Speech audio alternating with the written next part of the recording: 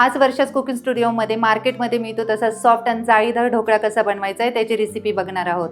विशेष म्हणजे काय माहिती का, हा ढोकळा बनवण्यासाठी आपण अजिबात सुद्धा इनो किंवा दह्याचा वापर करणार नाहीये। झटपट नाश्त्याला काहीतरी बनवायचे किंवा घरी काही पाहुणे येणार असतील तर त्यावेळी अगदी इझी तुम्ही हा ढोकळा बनवून तयार करू शकता।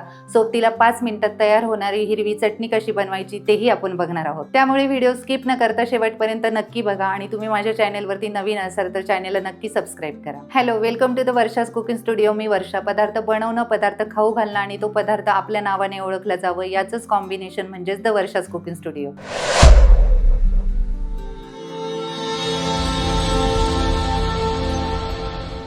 चला तर आपण सुरुवात करायला घेऊया। त्यासाठी मी एक मिक्सरचा जार घेतलाय। त्यामध्ये आपल्याला थोडा मोठ्या साईजचा जो पोह्याचा चमचा असतो त्याने आपल्याला 3 चमचे साखर यामध्ये टाकून घ्यायची आहे।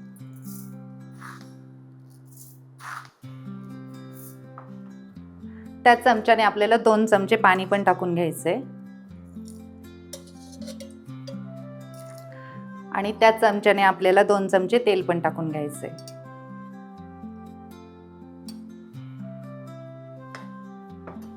आणि इथे मी अर्धा चमचा हळद घेतली आहे, ती पण आपल्याला यामध्ये टाकून घ्यायची।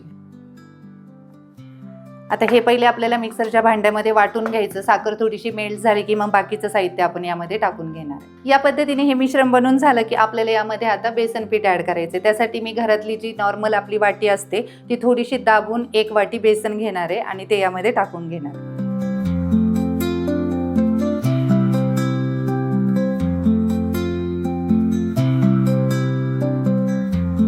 आता पीठ टाकून झाले की आपल्याला यामध्ये सायट्रिक ऍसिड टाकून घ्यायचे। त्यासाठी मी थोडासा छोटा साईजचा जो चमचा असतो घरामध्ये तो घेतलाय, तो आपल्याला पूर्ण भरून यामध्ये टाकून घ्यायचा आहे।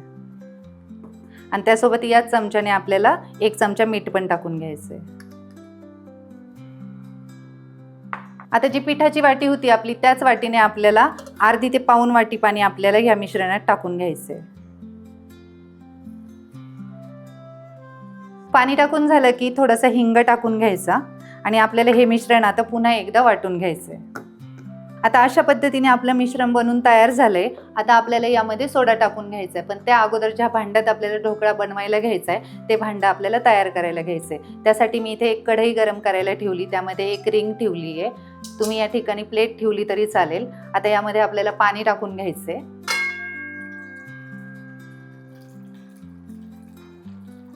पाणी टाकून झालं की एक झाकण ठेवायचं आणि याला एक 5 मिनिटांसाठी उकळी येऊ द्यायची। तोपर्यंत आपल्याला ज्या भांड्यामध्ये हे बॅटर टाकून टीन सेट करायचा आहे तो टीन पण आपण बनवायला घेऊया।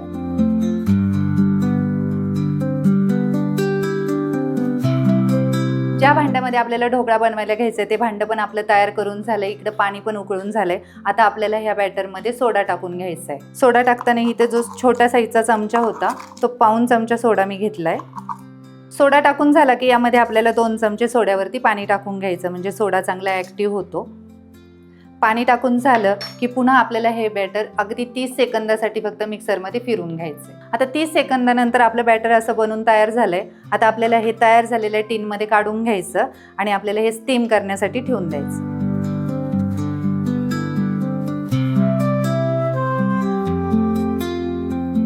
आता तयार झालेला हा टीन आपल्याला या कढईमध्ये ठेवून घ्यायचा आहे आणि 20 मिनिटांसाठी आपल्याला हा ढोकळा स्टीम करून घ्यायचा आहे।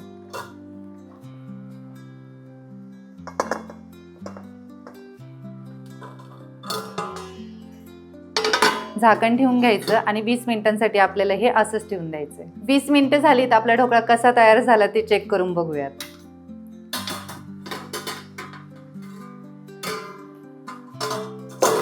एक सुरी घ्यायची आणि चेक करून बघायचा। एकदम क्लीन आपली सुरी झाली आहे म्हणजे आपला ढोकळा तयार झालाय। आता हा ढोकळा आपल्याला काढून 5-10 मिनिटांसाठी थंड करायला ठेवून द्यायचा। आता आपला ढोकळा थंड होतोय तोपर्यंत आपल्याला यावरती लागणारं फोडणीचं पाणी आहे ते बनवायला घ्यायचंय। तडका बनवण्यासाठी मी इथे एक कढई गरम करायला ठेवली, त्यामध्ये आपल्याला थोडंसं तेल टाकून घ्यायचं। तेल गरम करून झालं की यामध्ये आपल्याला 2 चमचे मोहरी आणि 1 चमचा जिरा पण टाकून घ्यायचा। त्यानंतर 1 चमचा तीळ टाकून घ्यायचे। ते थोडेसे भाजले गेले की थोडासा हिंग टाकून घ्यायचा। त्यानंतर 4-5 हिरव्या मिरच्या कट करून घेतल्यात मी इथे। थोडासा कढीपत्ता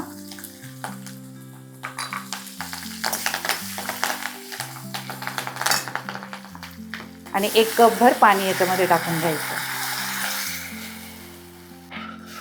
आणि यामध्ये लगेच आपल्याला 2 चमचे साखर पण टाकून घ्यायची.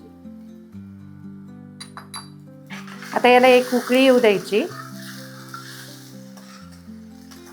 ह्या पाण्याला चांगली एक उकळी आली आहे. आता गॅस बंद करायचा. इकडे आपला ढोकळा पण थंड झालाय. आता आपल्याला ह्याचे पहिले पीस करून घ्यायचे आणि नंतर हा गरम तडका आपल्याला ह्या ढोकळ्यावरती टाकून घ्यायचा.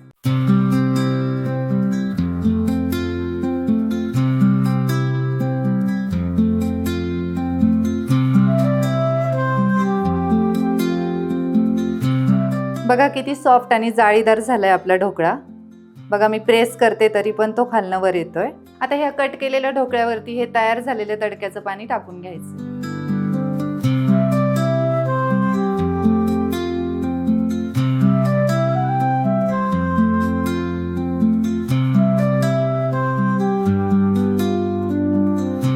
ढोकळा बनवून आपला तयार झाला. यासाठी लागणारी हिरवीगार पुदिन्याची चटणी कशी बनवायची ते बघूया. चटणी बनवण्यासाठी मी इथे थोडा पुदिना घेतलाय, थोडीशी कोथिंबीर,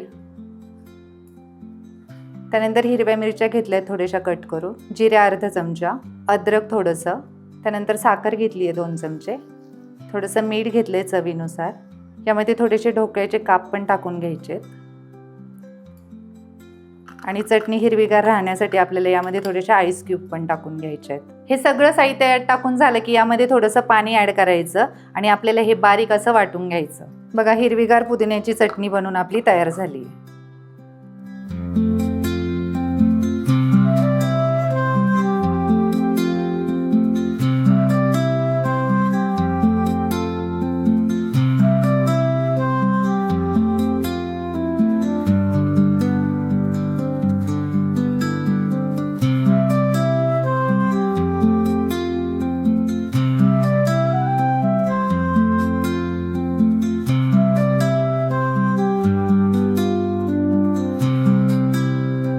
बघितलं किती सोपा होता हा ढोकळा बनवणं. एकदा तुम्ही या पद्धतीने ढोकळा बनवला की मार्केटचा सुद्धा ढोकळा विसरून जाल. त्यामुळे एकदा नक्की ट्राय करून बघा आणि कमेंट करून सांगा तुमचा ढोकळा कसा झाला ते. व्हिडिओ आवडला असेल तर व्हिडिओला लाईक करा, तुमच्या फॅमिली फ्रेंड्ससोबत शेअर करा आणि माझ्या चॅनेलवरती नवीन असाल तर चॅनेलला नक्की सबस्क्राईब करा.